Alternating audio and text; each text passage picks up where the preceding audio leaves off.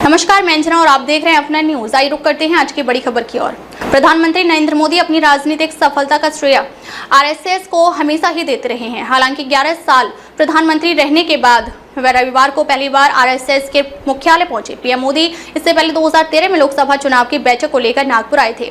PM Modi ने RSS के संस्थापक डॉक्टर के.बी. हेडगेवार के स्मारक पर जाकर श्रद्धांजलि दी।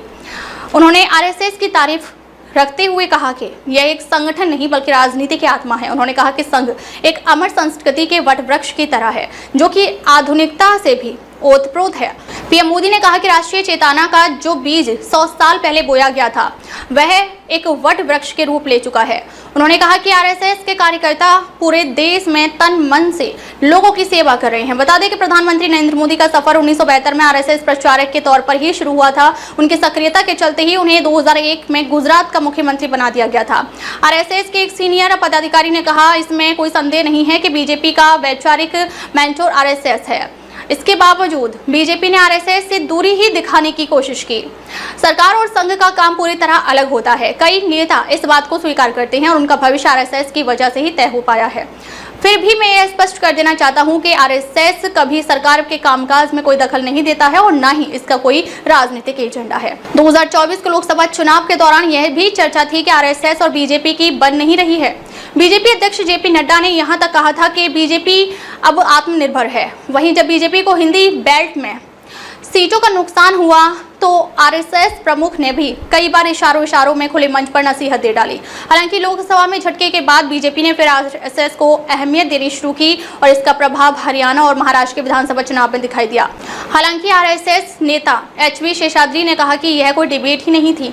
जो लोग बीजेपी और आरएसएस दोनों को नहीं जानते हैं वही अनबन की अफवाह उड़ा रहे थे। इसके अलावा 2 अहम कार्यक्रम भी आने वाले दिनों में होने वाले हैं। एक है बेंगलुरु में होने वाली बीजेपी कार्यकारिणी की बैठक और दूसरी आरएसएस का शताब्दी वर्ष समारोह। ऐसे में दोनों ही संगठन अपने संबंधों को नई ऊंचाई देने में लगे हैं। अगले महीने बेंगलुरु में होने वाली कार्यकारिणी की बैठक में बीजेपी नए राष्ट्रीय अध्यक्ष का भी ऐलान कर सकती है। ऐसे में पीएम मोदी का आरएसएस मुख्यालय जाना अहम माना जा रहा है। अपने न्यूज एडिटर असीम कुमार सामंतों की रिपोर्ट। अब तक के लिए बस इतना ही। फिर मिलते हैं एक ऐसे ही बड़ी खबर के साथ। तब तक के लिए नमस्कार और देखते रहिए अपना न्यूज। खबर बड़ी और खास होगी,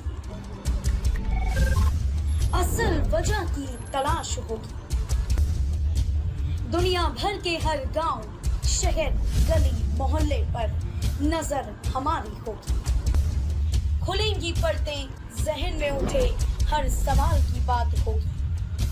हर वो जवाब जो है आपके लिए जरूरी, जिम्मेदारी हमारी होगी। हमारी खबरों में कुछ हटकर होगी बात। देखिए सिक्के के दोनों पहलू F9 न्यूज के साथ।